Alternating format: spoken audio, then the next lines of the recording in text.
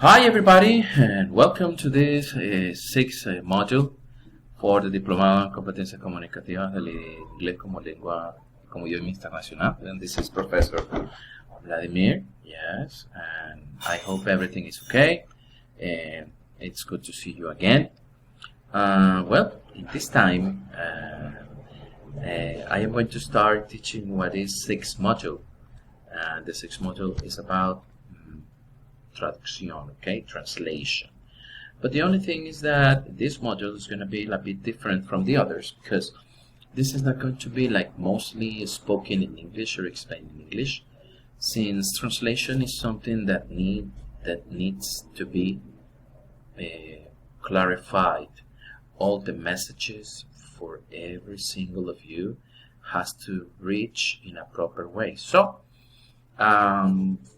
I am going to make this video in Spanish porque, como les dije, la traducción se necesita tener claros muchos términos, se necesita tener claros muchas formas y se necesita tener claros también lo que es el mensaje que se pretende dar con cada uno de ellos, ¿ok? Entonces, empecemos, ¿sí?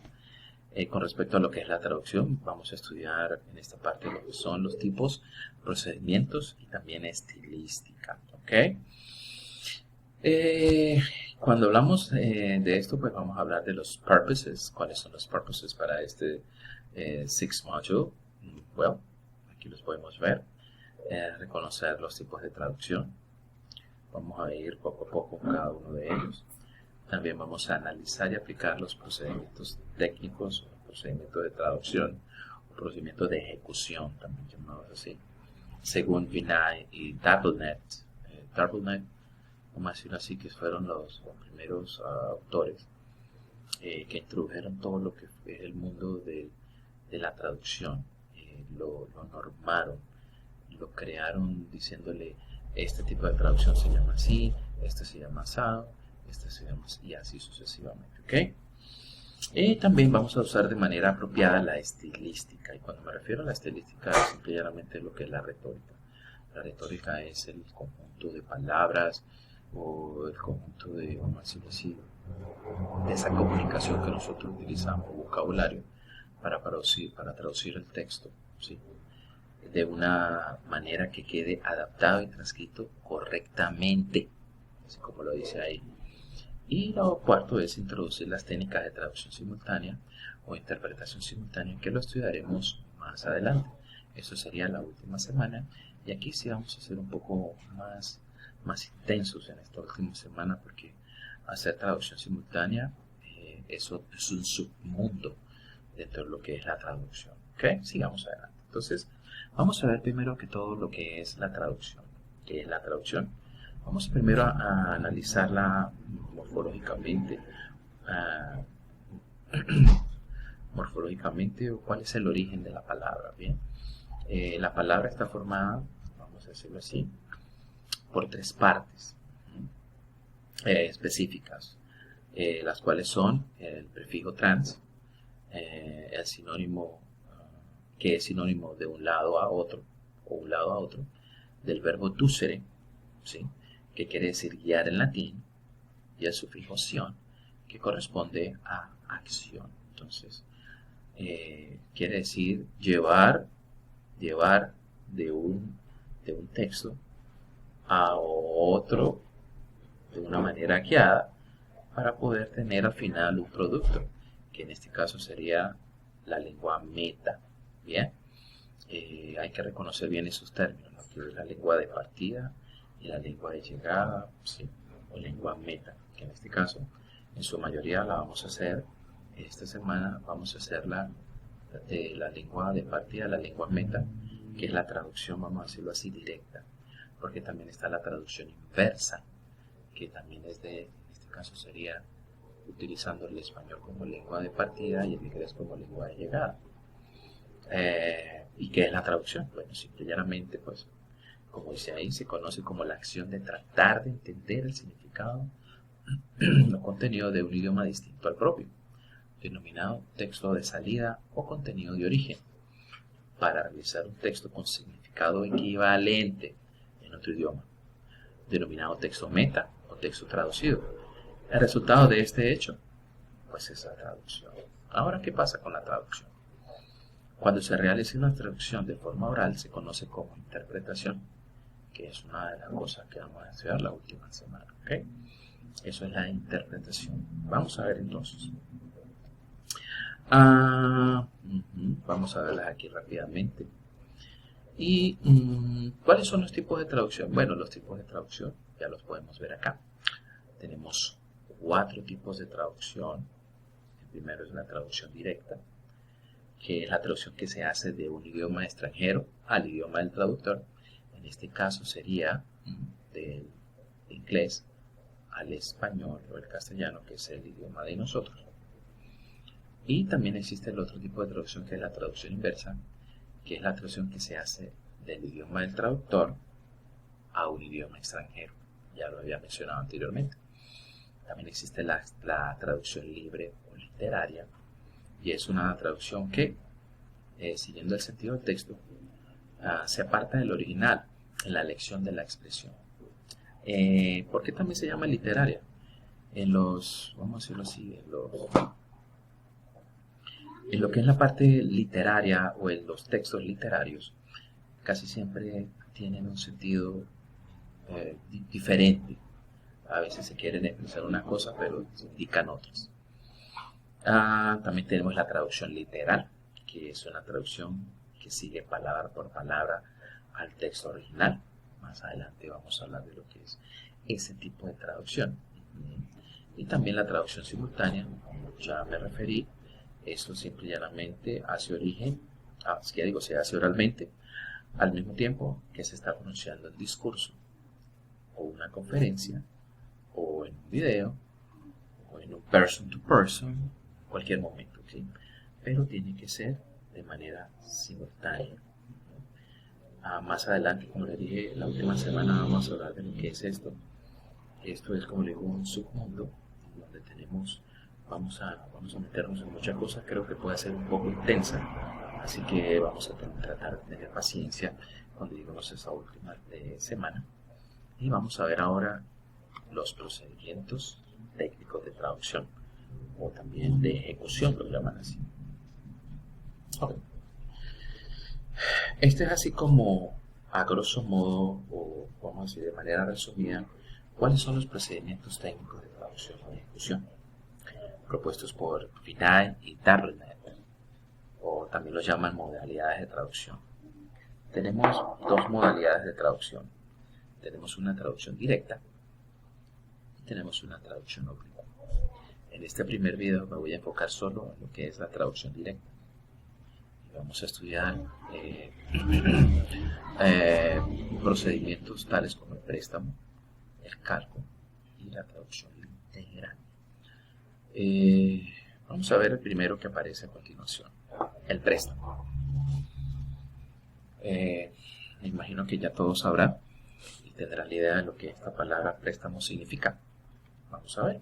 Bueno, simple y llanamente, es palabra que se toma de una lengua sin traducirla. Tomamos cualquier palabra simple y llanamente porque a veces la necesitamos incluir porque tal vez no existe en nuestra lengua, y si no existe en nuestra lengua, o si existe en nuestra lengua, este préstamo debe estar ya naturalizado. Vamos a ver unos ejemplos ahorita.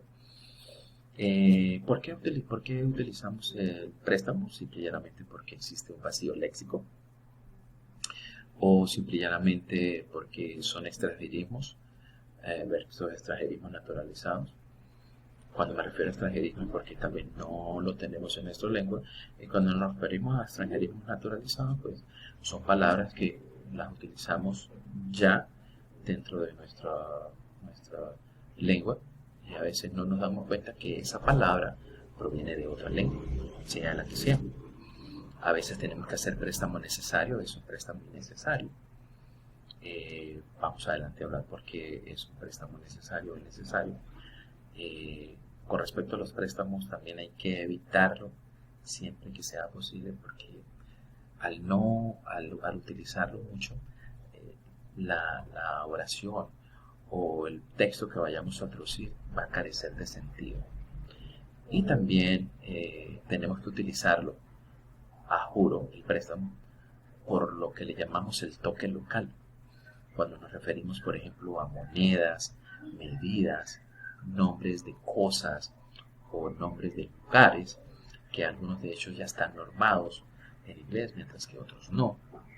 Y aquí vamos a ver esa parte. Aquí hay unos ejemplos, ¿sí?, de lo que son palabras que siempre utilizamos como préstamos y las utilizamos regularmente en el español. Tenemos la palabra como link o la palabra escanear, que ya es una palabra que ya la hemos naturalizado al castellano. La palabra chef, software, se utiliza constantemente en la parte de la tecnología. Forwardear, code,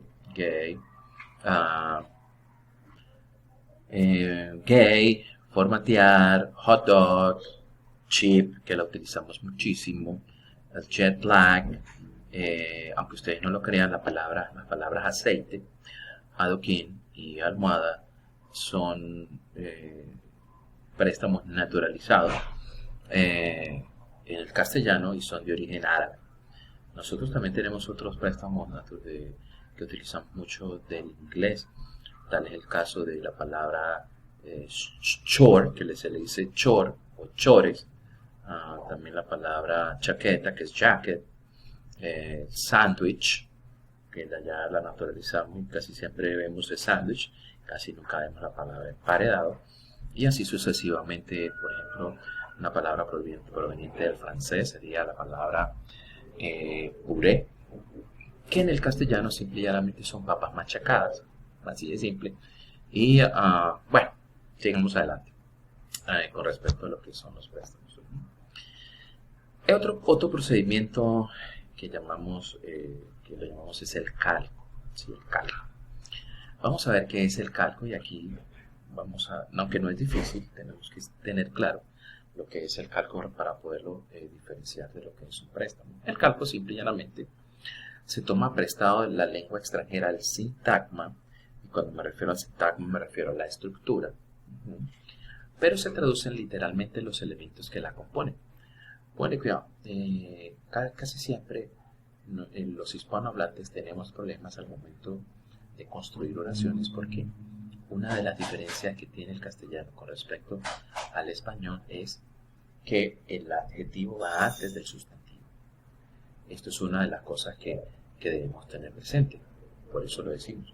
Tomamos prestado la lengua extranjera el sintagma, pero se traducen literalmente los elementos que la componen. Por ejemplo, tenemos un calco de expresión. Weekend.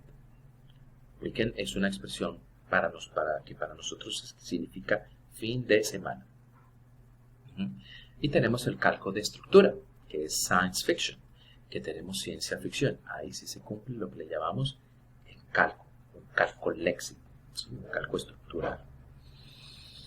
Aquí hago unos ejemplos con respecto a lo que es el tipo de calco, simple y llanamente para ver lo que es el calco y lo que es el préstamo. Por ejemplo, la palabra fútbol. Fútbol sería un extranjerismo, mejor dicho, un préstamo sin naturalizar. Sin naturalizar quiere decir que se pronuncia tal o se escribe tal y como proviene de la lengua de partida. El fútbol, ahí me faltó la tilde en la U. Fútbol sería un préstamo naturalizado, ya que ha sufrido modificaciones morfológicas y fonológicas. Simple y llanamente, pues, se le cambió lo que es el sonido de la U, del food, por el AU que nosotros utilizamos, que en este caso sería una U corta, en fonética, y bol, que es el sonido que produce la BALL, que es una O larga, en este caso fútbol. Un calco sería la palabra balompié, ese sí sería un calco. Es un calco que toma el sintagma original. El sintagma original quiere decir la estructura que tiene original. La estructura que tiene original y la traducimos sus elementos, siendo este un calco de expresión. Pues hubo un cambio en el orden de los elementos al traducir. O sea, balompié lo traducimos simple y llanamente por eso. por lo que le dije, porque el adjetivo. Y como venía contándoles, balompié, pues traducimos las dos partes de la palabra. Acuérdense que a veces los sustantivos tienen función de adjetivo en algunas formaciones de palabras, como en el caso de balón, pie. En este caso balón tendría la función de adjetivo en la palabra fútbol o pie. Pie en este caso es el que tiene la función de adjetivo. ¿Okay? Foot. Vamos a ver entonces otra de las formas del calco. ¿Okay? Tenemos calcos problemáticos y aquí es donde me voy a detallar algunas de las áreas donde yo sé que nosotros al momento de traducir e interpretar patinamos, tenemos ese pequeño problema. Son 4, vamos a ver estos dos primeros, que sería el calco léxico o panonímico, o paronímico es la cosa, paronímico. Simple y llanamente pues, se asemejan a las palabras en la lengua de llegada.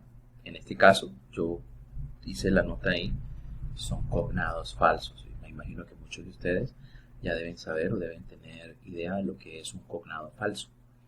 Un cognado falso simple y llanamente es una palabra que su estructura morfológica, su pronunciación, son, aunque se parezcan en este caso a la lengua de llegada, que es el castellano, su interpretación o su significado es otro. Bien, ahí lo decimos, pues es una correspondencia equivocada entre dos palabras que tienen una forma o etimología similares. Puse varios. Candy, que muchas personas podrán decir que es cándido, pero realmente no. Candid es cuando es una persona franca, sincera. Y tengo otro que es el fastidious, que se asemeja mucho a la lengua de llegada, que es el castellano. Puede ser fastidioso, pero realmente no es fastidioso, es quisquilloso, meticuloso. Otro tipo de calco léxico o paronímico sería, por ejemplo, la palabra improve, que muchos cuando la empiezan a usar o la ven de una vez buenas a primera dicen improvisar, pero no es así. Improve significa es mejorar. Otra de las palabras que es muy común verla en su traducción y uso al momento de hablar también es la palabra actually. Actually, que creen que es realmente, pero no lo es. Actually es de hecho, o real, o en verdad. Actualmente es current o currently, de acuerdo al uso que le quieran dar, si lo quieren como un sustantivo o como un adverbio. Otro de los problemas del calco es el calco ortográfico. Aquí vamos a tener otro ratico para poder explicar bien parte de la información que ya tenemos ahí. El calco ortográfico es cuando se copian las convenciones de transcripción de la lengua de partida. Caso particular de los antropónimos, topónimos y gentilicios. Ya había nombrado, creo que anteriormente, lo que es topónimos. Bueno, simple y llanamente lo que son antropónimos, topónimos y gentilicios provienen de una rama de la lingüística, que en este caso es la lexicología, donde se analiza todo lo que es la parte morfológica y el estudio de los nombres propios, bueno, ya sean de personas, de lugares, de cosas. Ajá. Entonces, cuando se refiere, por ejemplo, a los antropónimos, se refieren a los nombres de las personas. Los nombres de las personas en inglés hay algunos que están normados.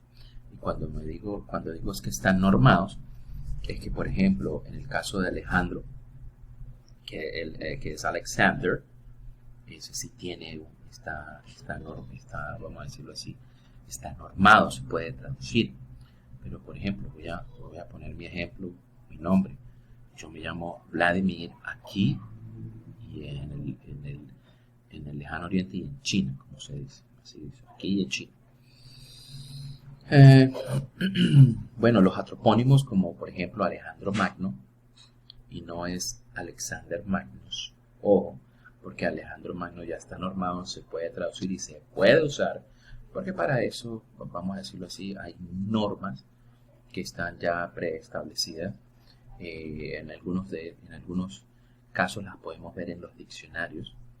En los diccionarios casi siempre al principio, o a veces a la mitad, o casi siempre al final, tienen, vamos a decirlo así, unas páginas donde clarifican terminología, como por ejemplo de medidas, distancias, usos y también nombres. Tenemos también, pero George Bush no es Jorge Arbusto. Ya George Bush no se puede traducir directamente, sino tenemos que dejarlo como tal, George Bush. Los topónimos, por ejemplo, Geneve, que es Ginebra, o Leghorn, que es Livorno, y todos los gentilicios ya están normados. Todos los gentilicios están normados. Ya podemos ver, por ejemplo, Swedish, que es sueco. Esto es algo que debemos tener en cuenta. Debemos tener mucho cuidado al momento de traducción, la traducción de los nombres. Regularmente uno se guía porque los nombres propios son, no podemos cambiarlos, pero hay algunos que sí podemos cambiarlos y están ya normados y aceptados simple y llanamente en las diversas lenguas, no solo en inglés, en francés, en italiano, en portugués, en otras lenguas también tienen su propia traducción. Bien, vamos con las otras dos partes del cálculo, el calco que es el calco tipográfico. Ojo con esto, esto es una de las cosas que nosotros cuando empezamos el proceso de la traducción a veces quedamos, ¿cómo lo hago? ¿Cómo hago? Bueno, simple y llanamente se produce al utilizar en la lengua de llegada las convenciones tipográficas, que solo son propias de la lengua de partida. Entonces, yo tengo que, si lo voy a traducir a la lengua de llegada, yo tengo que utilizar todo eso que llaman convenciones tipográficas. Convenciones tipográficas es norma de ortografía y uso de símbolos ortográficos. Ojo con eso. Ojo con eso. Entonces, por ejemplo, tenemos la expresión Hi, how have you been? Yo no puedo decir hola, coma, ¿cómo has estado? Empezando, no podemos simple y llanamente dejar el cómo has estado sin el signo de interrogación abierto. Simple y llanamente por eso no lo podemos hacer. Eso es una cosa, y ahí lo puse. La forma correcta es poner esa expresión como se utiliza en la lengua de llegada, como lo utilizamos en el castellano. Eso es algo que debemos saberlo muy bien cuando hacemos cálculos de tipográfico. También nos tenemos que recordar aquella regla que eran los means, ¿sí? Que eran los months and years, nombres propios,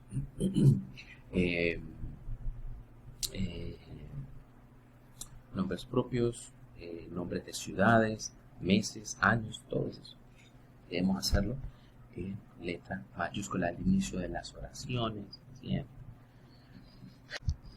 El calco sintáctico o estructural, bueno, se da cuando hay una correspondencia errónea entre los elementos de una locución o una construcción o frase.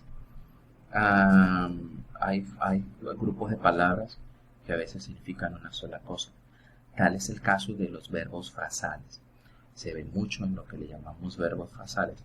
Recuerden que los verbos frasales son aquellos tipos de verbos que están formados por 2, por 3 o inclusive a veces hasta por 4 partes y cuyo significado es una sola cosa. Así que eso debemos tenerlo presente todo el tiempo. Tengo aquí expresiones como por ejemplo in order to, que sería como una especie de conector. To find guilty, no podrías encontrar culpable, sino declarar culpable, aunque si yo pongo encontrar culpable, va a tener, vamos a decirlo así, una cierta malentendido o no se puede interpretar bien en la traducción. Successful aging, no podríamos decir envejecimiento exitoso, sino envejecimiento de calidad. Ojo, ahí debemos adicionarnos a lo que es el sentido como tal.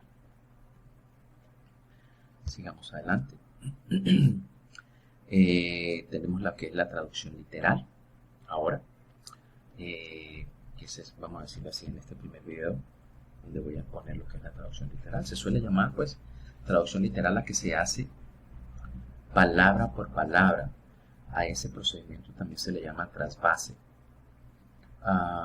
ateniéndose a su letra y a menudo sin tener en cuenta el significado que se ajusta al contexto, así como a la que calcan las estructuras sintácticas sin adaptarlas al español. Por ejemplo, she is reading a book.